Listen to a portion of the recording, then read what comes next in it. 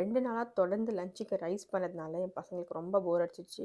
No ரைஸ்ன்னு protest பண்ணவே ஆரம்பிச்சுட்டாங்க. சரின்னு சொல்லிட்டு இன்னைக்கு சூப்பரான ஒரு ரெசிபி பண்ண ஆரம்பிச்சுட்டேன். ஸ்கின் இல்லாத சிக்கன் தைஸை நல்லா க்ளீன் பண்ணி டிஷ்யூ பேப்பர் வச்சு எக்ஸ்ட்ரா இருக்கிற தண்ணி எல்லாத்தையும் எடுத்தாச்சு. இப்போ ஒரு குட்டி பவுலில் குக்கிங் ஆயில், ஆலிவ் ஆயில் ரெண்டையும் நான் மிக்ஸ் பண்ணியிருக்கேன். வெறும் ஆலிவ் ஆயில் மட்டும்னாலும் போட்டுக்கலாம். ஒரு தாராளமான கை அளவுக்கு பொடியாக கட் பண்ண கொத்தமல்லி தழை, 5 பல்லு பூண்டை நல்லா பொடி பண்ணி ஆட் பண்ணியிருக்கேன். 1 டீஸ்பூன் ஜீரகத்தூள், க்ரஷ் பண்ண காஞ்ச மிளகா, 1 டீஸ்பூன் பேப்ரிகா பவுடர், தேவையான அளவுக்கு உப்பு, அப்புறம் கொஞ்சம் மிளகு பொடி. இது எல்லாத்தையும் நல்லா மிக்ஸ் பண்ணிவிட்டு இப்போ நம்ம ரெடி பண்ணி வச்சுருக்கிற சிக்கனில் இதை ஆட் பண்ணிக்கலாம். சிக்கனை நல்லா கோட் பண்ணிவிட்டு அதை ஊற வைக்கிறதுக்காக எடுத்து ஃப்ரிட்ஜில் வச்சுட்டேன். நேற்று டியூலிப் பல்ப்ஸ்லாம் பிளான் பண்ணோம்ல, அதில் வந்து இன்னும் கொஞ்சம் ஹயாசின்த் பல்ப் வந்து இருந்தது.